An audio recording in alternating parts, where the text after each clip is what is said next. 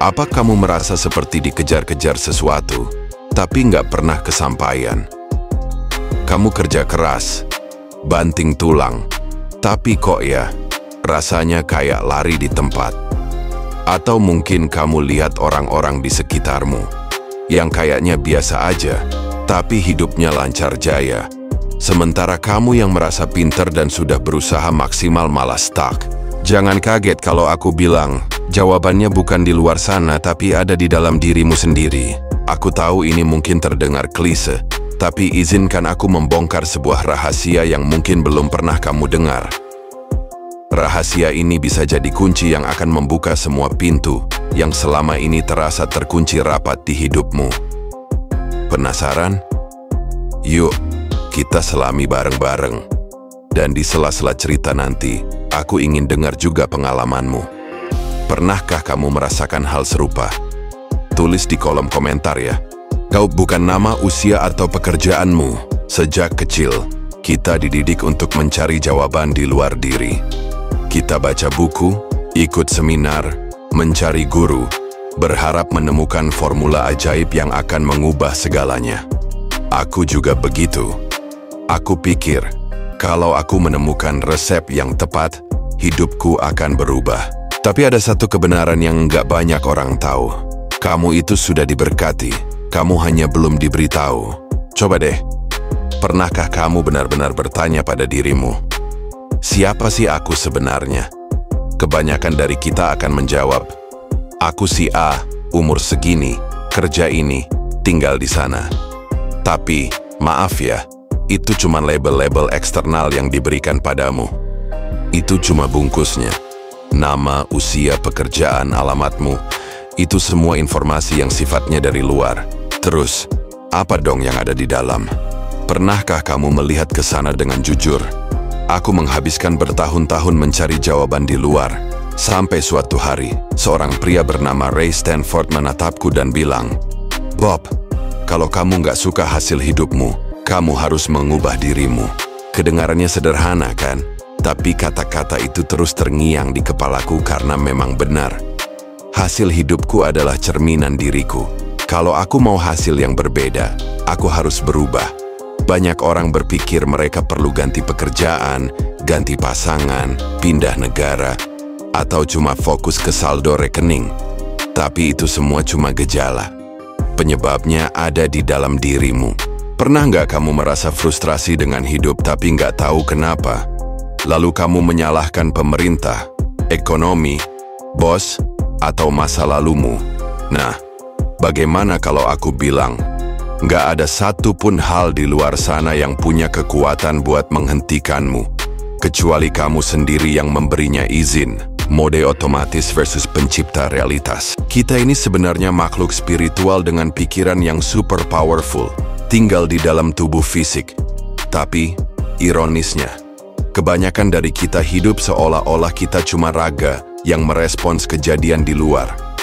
Bangun tidur, ngeluh, kerja, ngeluh lagi, pulang, hiburan, tidur. Begitu terus, berulang-ulang. Ini bukan hidup, ini cuma eksistensi. Dan yang lebih menakutkan, itu semua terasa normal.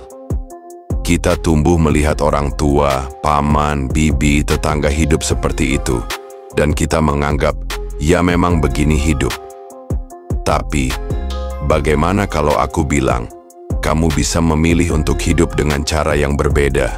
Perbedaan antara mereka yang hidup dengan tujuan dan mereka yang hidup dalam keputusasaan itu bukan soal bakat atau takdir.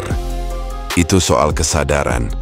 Siapapun yang benar-benar hidup, mereka hidup dari dalam ke luar. Aku ingat banget, ada satu momen di hidupku yang sangat menentukan.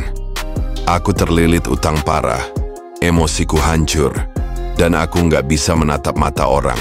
Aku pura-pura semuanya baik-baik aja, senyum di rapat, tapi di dalam aku hancur lebur. Suatu malam sendirian aku bertanya keras-keras, "Bob, siapa kamu?" Nggak ada jawaban ajaib saat itu, nggak ada cahaya yang bersinar. Tapi sesuatu mulai berubah. Aku mulai mendengarkan diriku sendiri. Aku mulai menantang pikiran-pikiran yang muncul di kepalaku. Aku mulai menulis, mulai belajar. Dan pelan-pelan, aku menemukan sesuatu yang kuat. Aku adalah pencipta realitasku sendiri. Kalau aku nggak suka hidupku, itu karena aku sendiri yang menciptakannya dengan cara yang salah. Dan kamu harus bertanya pada dirimu sendiri, apakah kamu benar-benar memahami ini? Jujur ya, berapa kali kamu membatasi dirimu dengan bilang, aku memang begini, aku pemalu, aku takut, aku nggak punya uang. Seolah itu adalah identitasmu sejak lahir. Itu bukan dirimu, teman-teman. Itu adalah hasil dari pola pikir yang terus-menerus ditanamkan. Dan apa yang ditanamkan bisa diubah kapan saja. Kamu nggak harus menerima hidup apa adanya. Kamu bisa menciptakan hidupmu sendiri. Dan semua itu bermula dari satu pertanyaan yang akan membuka pintu yang nggak bisa ditutup lagi. Siapa aku sebenarnya? Jauh melampaui nama, masa lalu, rasa sakit, atau kegagalan. Disitulah permulaan sejati terjadi. Begitu kamu tahu siapa dirimu, kamu akan sadar bahwa kamu tak terbatas. Kamu akan menyadari bahwa semua yang kamu butuhkan sudah ada di dalam dirimu. Dan semua yang kamu inginkan juga sudah ada sebagai kemungkinan, menunggumu memutuskan untuk menerimanya. Malam ini sebelum tidur, pejamkan mata dan tanyakan dalam hati, siapa aku? Jangan buru-buru menjawab. Rasakan saja, dengarkan, dan amati apa yang mulai terjadi. Karena saat kamu berhenti mencari keluar dan mulai mencari ke dalam, itulah momen sejati perubahan dimulai. Uang, kelangkaan, dan citra diri mengubah program mentalmu. Tahukah kamu, lebih dari 95% orang bekerja keras seumur hidup, tapi berakhir tanpa tabungan? Ini fakta, bukan cuma dugaan. Dan yang paling mengejutkan, kita menerimanya seolah itu hal yang normal. Orang-orang menghabiskan puluhan tahun percaya bahwa hidup memang begitu. Lahir, sekolah, kerja keras, bayar tagihan, lalu pensiun dengan sedikit martabat. Tapi kalau semua orang melakukan itu, kenapa cuma sedikit yang benar-benar makmur? Saat aku pertama kali menyadari statistik itu, aku juga sadar aku termasuk dalam angka itu. Aku bangun pagi, kerja seharian, berusaha, tapi tetap aja nggak ada uang yang tersisa di akhir bulan. Bahkan ketika aku mulai menghasilkan lebih banyak, masalah keuangan tetap ada. Kenapa? Karena masalahnya bukan jumlah uangnya. Masalahnya adalah bagaimana aku memandang uang, bagaimana aku melihat uang, bagaimana aku melihat diriku sendiri terkait uang. Ada program bawah sadar yang tertanam sejak kecil yang secara diam-diam mengendalikan pilihan-pilihan kita. Kita diajari bahwa uang itu sulit dicari, nggak tumbuh di pohon, dan hanya orang yang beruntung atau punya koneksi yang bisa kaya. Kita tumbuh dengan keyakinan itu seolah itu kebenaran mutlak. Tapi izinkan aku bilang satu hal. Situasi keuanganmu saat ini hanyalah cerminan langsung dari cara berpikirmu tentang uang. Ubah cara berpikirmu, maka hidupmu juga akan berubah. Sekarang pikirkan baik-baik. Pernah nggak kamu merasa nggak nyaman saat membayangkan dirimu jadi kaya? Pernah nggak kamu takut kalau punya banyak uang, kamu bakal kehilangan teman, dihakimi, atau kehilangan kebebasan? Pikiran-pikiran itu bukan milikmu. Itu ditanamkan ke dalam dirimu. Dan itulah yang diam-diam menahanmu. Dan jebakan terbesarnya, kamu melihat orang-orang di sekitarmu melakukan hal yang sama. Lalu kamu mikir, kalau semua orang begitu, berarti itu benar. Tapi coba deh jujur. Berapa banyak orang yang kamu kenal yang benar-benar bahagia dan bebas secara finansial? Enggak banyak, kan? Banyak orang takut tampil beda, takut menonjol, takut gagal. Padahal, kegagalan sejati adalah tetap berada di tempat yang tidak kamu inginkan. Aku ingat seorang pria yang kutemui di awal karirku. Dia udah kerja 20 tahun di perusahaan yang sama, nungguin kenaikan pangkat, rajin, setia, tapi selalu lelah dan rekening banknya nggak pernah berubah. Dia terus bilang, nanti juga membaik. Setelah seminarku dia bilang, Bob, masuk akal sih, tapi saya takut. Bagaimana kalau saya gagal? Aku tatap matanya dan bilang, kalau kamu nggak pernah mencoba, bagaimana rasanya menghabiskan seluruh hidup bertanya-tanya? Bagaimana seandainya? Kata-kata itu begitu menyentuhnya. Dia ambil keputusan baru. Dia belajar, ambil risiko, dan mulai bisnis kecil di samping pekerjaannya. Hari ini dia mandiri secara finansial. Semuanya berubah sejak dia mulai berpikir dengan cara yang baru dan membentuk citra diri yang berbeda. Tahukah kamu, lebih dari 70% orang merasa nggak puas dengan pekerjaan mereka. Ini bukan cuma karena gaji rendah. Ketidakpuasan itu datang karena mereka merasa membuang waktu, potensi, dan tenaga tanpa arah yang jelas. Mereka ingin lebih, tapi nggak tahu mulai dari mana. Aku sering bilang, masalahnya bukan pada uangnya, tapi bagaimana kamu memandang uang itu, dan bagaimana kamu melihat dirimu dalam hubungannya dengan uang.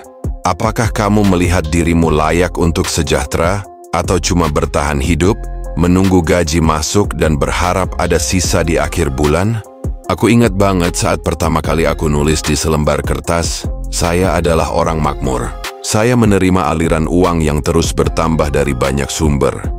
Aku simpan kertas itu di saku dan membacanya setiap hari. Awalnya terdengar kayak bohong, tapi aku terus ulangi sampai akhirnya aku percaya. Lalu, alam semesta pun bergerak. Kesempatan muncul. Orang-orang yang tepat datang, dan ide-ide mulai mengalir. Kenapa? Karena aku mengubah dunia batinku. Selama 21 hari ke depan, coba deh tantang dirimu. Tuliskan tujuan keuanganmu seolah itu sudah terjadi. Baca tiap pagi dan malam, dan lawan suara ragu di dalam dirimu. Bayangkan dirimu yang paling hebat.